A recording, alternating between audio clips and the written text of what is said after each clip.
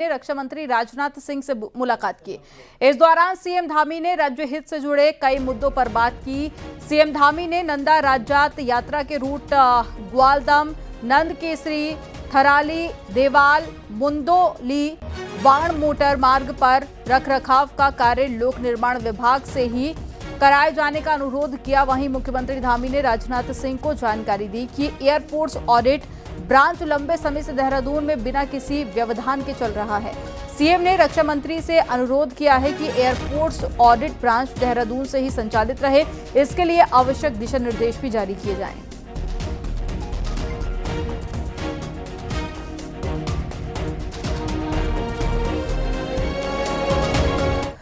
CM Pushkar Singh Dhami आज दिल्ली दौरे पर हैं, जहां पर उत्तराखंड निवास पर आयोजित वकीलों के कार्यक्रम में शामिल हुए और उनसे बातचीत की। और इसके साथ ही बताया जा रहा है कि मुख्यमंत्री केंद्रीय मंत्रियों और पार्टी के नेताओं से भी मुलाकात कर सकते हैं।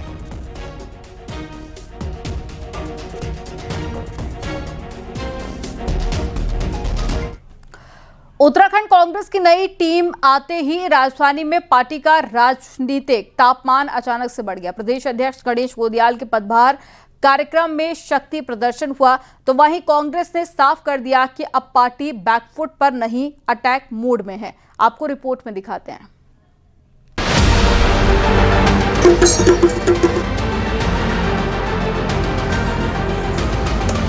जॉलीग्रांट एयरपोर्ट से ही गणेश गोदियाल का स्वागत किसी साधारण कार्यक्रम जैसा नहीं, बल्कि पूरी तरह चुनावी शो ऑफ जैसा दिखा। ढोल नगाड़े, आतिशबाजी, फूलों की बारिश और लगातार बढ़ता रोड शो, जिसने कांग्रेस कार्यकर्ताओं में महीने बाद ऐसा जोश भर दिया। कांग्रेस ने आज पूरी राजधानी में अपनी पॉलिटिकल मौजूदगी भी दर्ज कराई। उनके बनने से निश्चित रूप से कांग्रेस में एक नई ऊर्जा आई है और मुझे तो पूरा विश्वास है कि 2027 में भी उनके नेतृत्व में हम चुनाव को जीतेंगे। राष्ट्रीय नेतृत्व का बहुत बहुत आभार। एक डिजर्विंग कैंडिडेट को सही समय पर उन्होंने कमान सौंपी है और उनकी ऊर्जा कहीं न कहीं उत्तराखंड में एक बड़ा बदलाव लाएगी, कांग्रेस को एक संजीवनी प्रदान करेगी। कांग्रेस भवन में विधायक, पूर्व विधानसभा अध्यक्ष, वरिष्ठ नेता सभी एक मंच पर दिखे, मानो पार्टी ने 2027 की शुरुआती लाइन तैयार कर दी हो। उन्हें कहना चाहता हूं, मन की अंतरतम गहराइयों से इस प्रदेश की जनता के सामने ये निवेदन रखता हूं कि इस प्रदेश के भले के लिए और लोकतांत्रिक परंपराओं को सुचिता के रास्ते पर वापस लाने के लिए बदलाव आवश्यक है और आज उस बदलाव का आगाज हो चुका है। आह्वान करता हूं पूरी जनता का कि आइए इस यज्ञ में आहुति दें। भले ही राजधानी में आज कार्यकर्ताओं के तेवर और नेताओं का जोश 2027 विधानसभा चुनाव के लिए कांग्रेस की आक्रामक एंट्री जैसा दिख रहा हो, लेकिन असली परीक्षा अब सड़कों की भीड़ नहीं, मैदान की रणनीति होगी। क्योंकि स्वागत की आतिशबाजी और नारेबाजी एक दिन की होती है, पर 2027 तक जोश को टिकाना ही कांग्रेस की सबसे बड़ी चुनौती है। न्यूज़ 18 के लिए देहरादून से सतेंद्र बर्थवाल की रिपोर्ट।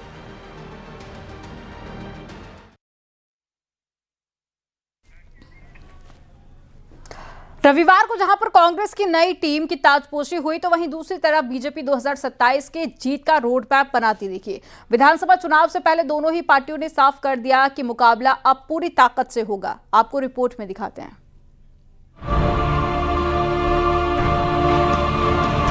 2027 विधानसभा चुनाव के लिए राजनीतिक पार्टियों ने कमर कस ली है।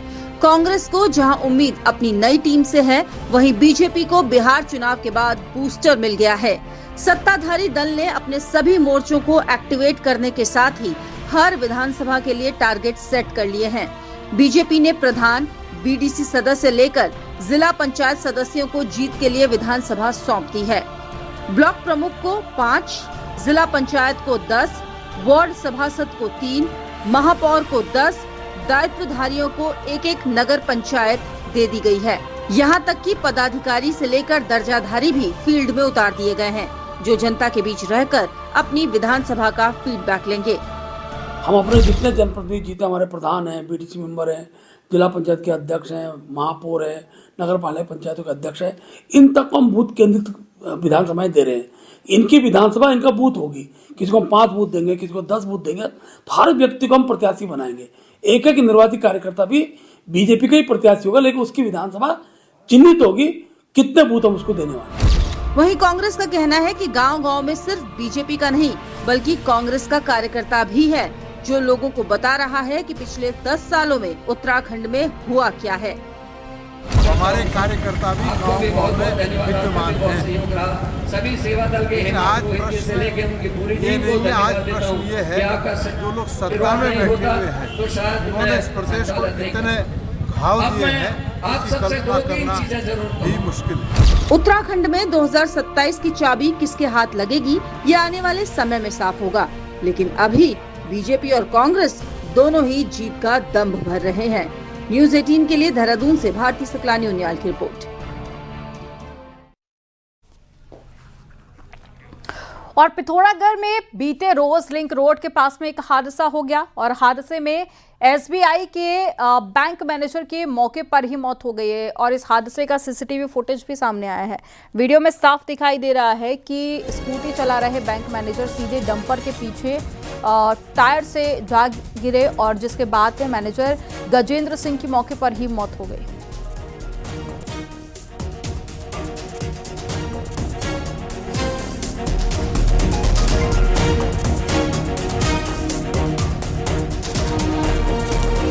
रुड़की से खबर है जहां पर शहर और देहात क्षेत्रों में पुलिस सत्यापन अभियान चला रही है और बाहरी लोगों का वेरिफिकेशन किया जा रहा है। इस दौरान किराएदारों का सत्यापन नहीं करने वाले मकान मालिकों पर पुलिस ने जुर्माना भी लगाया। वहीं पुलिस ने हिदायत दी है कि बिना वेरिफिकेशन के कोई भी मकान मालिक किराएदार न रहे।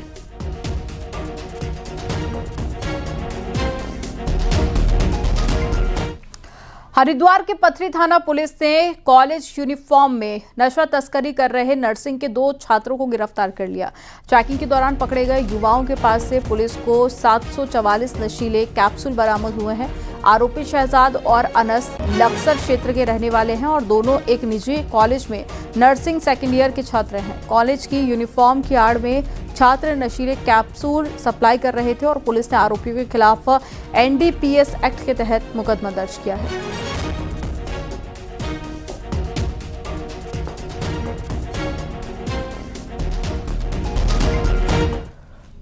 यूके SSSC ने रविवार को समूह ग की भर्ती के लिए परीक्षा का आयोजन किया है, जिसमें सहकारी निरीक्षक और साथ ही सहायक विकास अधिकारी के लिए 45 पदों पर लिखित परीक्षा हुई है। प्रदेश भर में 26 सेंटर्स पर परीक्षा हुई, जहां पर सेंटर्स पर कड़ी सुरक्षा व्यवस्था देखने को मिली। सुबह 11 बजे से शुरू हुई परीक्षा दोपहर 1 बजे तक चली, जिसके लिए कैंडिडेट्स की बायोमेट्रिक हाजिरी ली गई।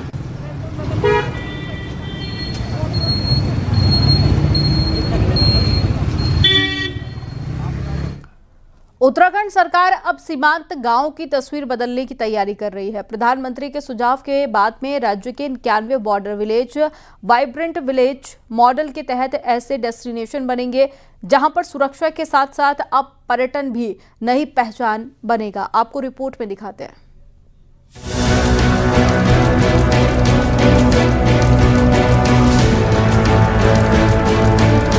उत्तराखंड के बॉर्डर इलाकों में अब सिर्फ चौकसी ही नहीं बल्कि चहल पहल भी दिखेगी। सरकार एक ऐसा इंटीग्रेटेड वाइब्रेंट विलेज प्लान तैयार कर रही है जो पहाड़ के इन शांत गांवों को टूरिस्ट हॉटस्पॉट में बदलेगा। सरकार यहां न सिर्फ होम स्टे का प्रमोट करेगी बल्कि कृषि, बागवानी समेत पशुपालन और मछली पालन जैसी योजनाओं को भी धरातल पर उतारेगी।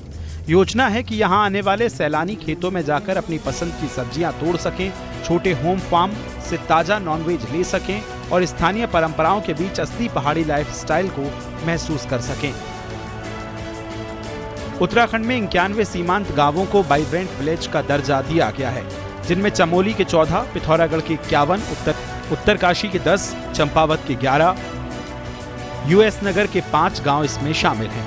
इन गांवों को ऑल वेदर रोड से जोड़ा जाएगा, साथ ही 4G टेलीकॉम कनेक्टिविटी दी जाएगी और बिजली की व्यवस्था भी कराई जाएगी। इस योजना के अंतर्गत हम लोग ये भी करेंगे कि होम स्टे के अलावा होम स्टे और वगैरह ये सुविधाओं को तो हम विकसित करेंगे ही, साथ में उन गांवों में क्या क्या इंफ्रास्ट्रक्चर की आवश्यकता होगी, क्योंकि टूरिस्ट आएंगे उनके लिए इंफॉर्मेशन सेंटर की आवश्यकता होगी, टूरिस्ट आएंगे अच्छे शौचालयों की ज़रूरत होगी, टूरिस्ट आएंगे तो उनके रहने के लिए एक अलग से इंफ्रास्ट्रक्चर हमें डेवलप। यानी सरकार इन 91 गांवों में infrastructure, home stay, agri tourism और कल्चर वेस्ट एक्टिविटीज का ऐसा मिश्रण तैयार कर रही है जो इन्हें सिर्फ गांव ही नहीं बल्कि भविष्य के सस्टेनेबल टूरिज्म जोन बना देगा। इसके लिए राज्य सरकार ने पहले फेज में 520 करोड़ के प्रस्ताव गृह मंत्रालय को भेजे। आज कृषि, औद्यानिकी, हर्बल सेक्टर और स्किल डेवलपमेंट, दूरसंचार की सारी सुविधाएं इन गांवों में पहुंचाई जा रही हैं। और जब सरकार से 520 करोड़ का एक प्रस्ताव ये 91 गांव के लिए जिनका स्वागत करता हूं, मैं स्वागत करता हूं केंद्रीय मंत्री माननीय श्री गजेंद्र सिंह शेखावत जी का, जिनका सानिध्य और मार्गदर्शन आज उत्तराखंड महोत्सव को प्राप्त हुआ है। और उन्होंने अपने उद्बोधन में जो बातें कही कि प्रधानमंत्री मोदी जी के मार्गदर्शन और नेतृत्व में एक भारत श्रेष्ठ भारत के लिए कैसे हम सब मिलकर के कार्य कर रहे हैं कि उत्तराखंड में जन्म लेने के बाद भी देश की सुरक्षा और देश के प्रत्येक क्षेत्र में योगदान देने के लिए उत्तराखंड का नागरिक जब कार्य करता है तो अपनी अटूट देशभक्ति के कारण वह अपने आप को वहां के स्थानीय संस्कृति के साथ समरस करने में कोई देर नहीं लगाता। आज का ये समारोह भी अवधी संस्कृति और उत्तराखंड की संस्कृति के बेहतर समन्वय का ही स्वरूप है। उत्तराखंड महोत्सव, जिसमें अवध के श्री राम हैं तो उत्तराखंड के बद्री विशाल भी और उत्तराखंड के चारों धाम भी इसके साथ जुड़ करके इस महोत्सव की शोभा को एक नई ऊंचाई तक पहुंचाने में अपना योगदान देते हैं। बहनों और भाइयों, ये हम सबका सौभाग्य है कि आज का उत्तराखंड 9 नवंबर सन 2000 में सरदार अटल जी के कारण बना, लेकिन उत्तर प्रदेश के विकास के लिए भी उसी प्रतिबद्धता के साथ स्थापना काल से ही अगर योगदान देने में नाम लिया जाता है तो उत्तर प्रदेश के पहले मुख्यमंत्री पंडित गोविंद बल्लभ पंत जी, जिन्होंने एक लंबे समय तक उत्तर प्रदेश के मुख्यमंत्री के रूप में, एक स्वतंत्रता संग्राम सेनानी के रूप में अपनी सेवाएं पहले देश की स्वाधीनता के लिए और स्वतंत्र भारत में उत्तर प्रदेश के मुख्यमंत्री के रूप में उत्तर प्रदेश के विकास के लिए जो कार्य योजना सुनिश्चित की, उसी की नींव पर भावी उत्तर प्रदेश का निर्माण करने में सफलता प्राप्त की गई। यह उत्तर प्रदेश और देश का गौरव है कि उसी उत्तराखंड ने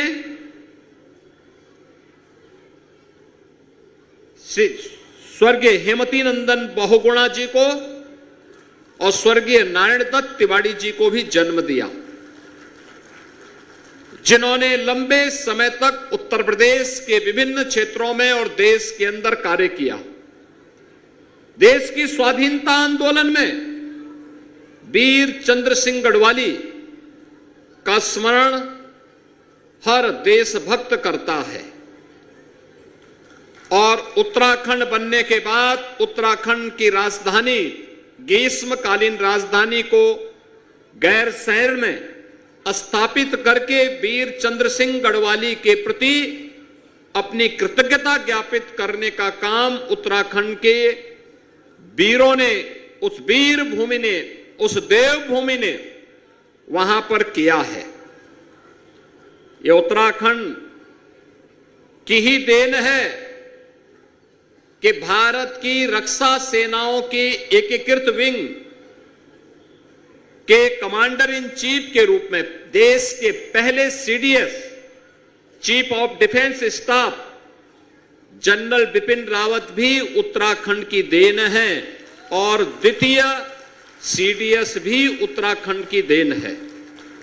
यानी हमने भक्ति और शक्ति का समन्वय उत्तराखंड ने उसी प्रकार से किया है जैसे राजस्थान की धरती ने करके दिखाया है।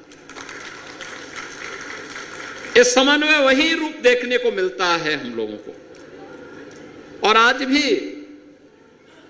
मां गंगा, मां यमुना,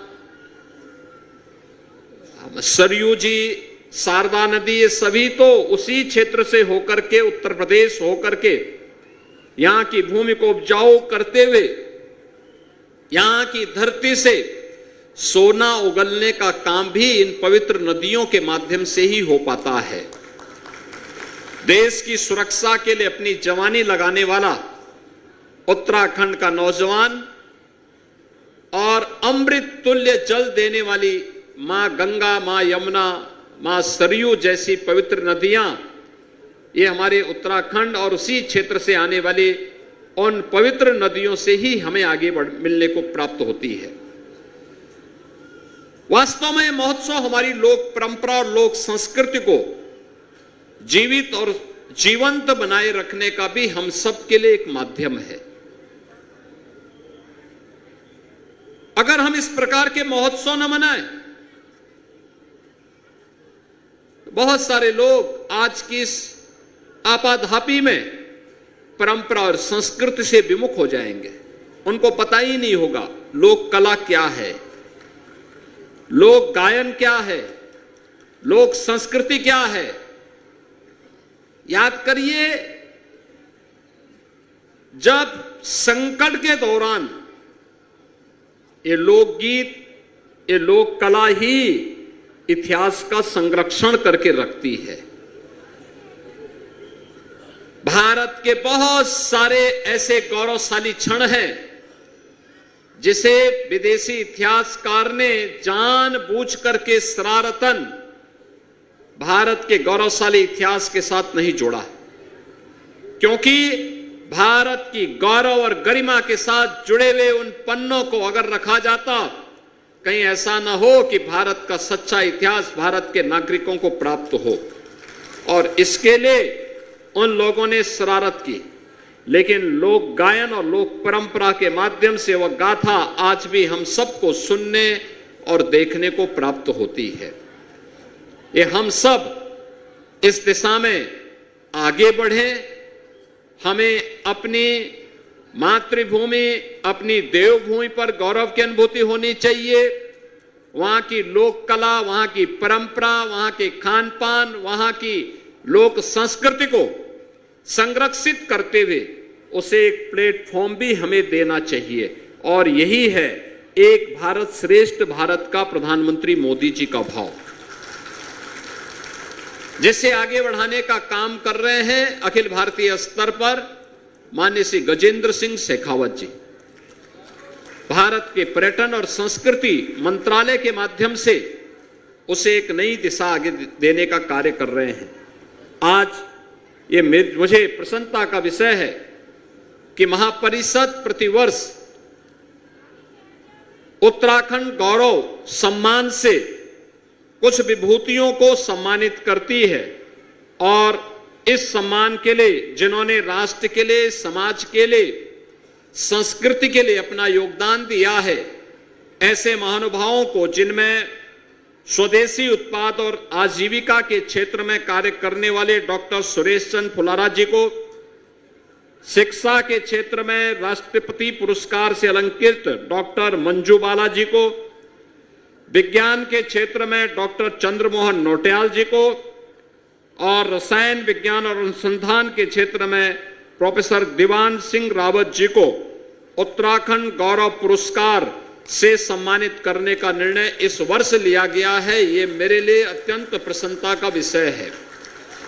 जब इस प्रकार की संस्थाएं देश, समाज और संस्कृति के लिए समर्पण भाव से कार्य करने वाले, आज के समय में नवाचार को बढ़ाने वाले और शोध को तेजी के साथ आगे बढ़ाने वाली विभूतियों को सम्मानित करती है, तो संस्थाएं स्वयं भी सम्मानित होती है। नौजवानों के लिए एक नई प्रेरणा होती है। हमें अच्छे लोक कला, लोक संस्कृति और लोक परंपरा के लिए समर्पित उन कलाकारों को भी सम्मानित करना चाहिए जो नई तरीके से पुराने वाद्यों को पुनर्जीवित करते हुए उन्हें आगे बढ़ाने का काम कर रहे हैं, क्योंकि यह भी एक परंपरा है, उसे भी हमें जीवंत बनाना है। आज के इस अवसर पर मेरी इच्छा थी कि 9 नवंबर को ही मैं इस कार्यक्रम का हिस्सा बनूं, लेकिन आपको मालूम है बिहार में चुनाव में इतनी व्यस्तता थी, इतने कार्यक्रम लगे हुए थे, उस दिन चाहते हुए भी मैं इस कार्यक्रम का हिस्सा नहीं बन पाया। आज ये मेरा सौभाग्य है, मुझे मुख्यमंत्री कार्यालय के सलाहकार श्री अवनीश अवस्थी जी ने कहा कि उत्तराखंड परिषद के कार्यक्रम, मैं समझता था कि हो सकता है आप भूल गए होंगे उसके बाद, लेकिन जब उन्होंने मुझे बताया कि नहीं उसमें चलना, मैंने कहा मैं जरूर जाऊंगा। तो मैंने ये अच्छा लगा मुझे कि आज गजेंद्र सिंह शेखावत जी भी इस कार्यक्रम में हैं और मुझे भी इस कार्यक्रम का हिस्सा बनने का अवसर प्राप्त हो रहा है। मैं एक बार फिर से आप सबको बधाई देता हूं। उत्तराखंड गौरव से सम्मानित इन सभी विभूतियों का अभिनंदन करता हूं और उत्तराखंड महापरिषद के सभी पदाधिकारियों को इस बात के लिए आश्वस्त करता हूं वे निरंतरता अपने कार्यक्रमों के माध्यम से बनाए रखें, एकजुटता के साथ अपने कार्यक्रमों को आगे बढ़ाएंगे।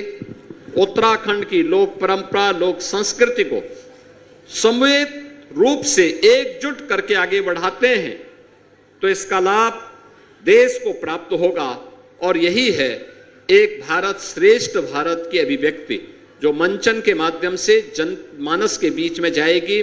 आप सबको मैं इस अवसर पर अपनी हृदय से बधाई देता हूं, अपनी शुभकामनाएं देता हूं। धन्यवाद। जय हिंद। एक बार जोरदार तालियां माननीय मुख्यमंत्री उत्तर प्रदेश जी के लिए। मुख्यमंत्री योगी आदित्यनाथ को आप सुन रहे थे। उत्तराखंड महोत्सव में सीएम योगी आदित्यनाथ शामिल हुए थे, जिसका आयोजन लखनऊ में किया जा रहा है और उत्तराखंड की भूमि का जिक्र किया और साथ ही कई बड़ी बातें उन्होंने कही उत्तराखंड को लेकर। ये तस्वीरें आपको दिखा रहे हैं। दीप प्रज्वलित करके मुख्यमंत्री ने कार्यक्रम की शुरुआत की थी और उसके बाद में जनता को संबोधित किया। तस्वीरें आपके सामने।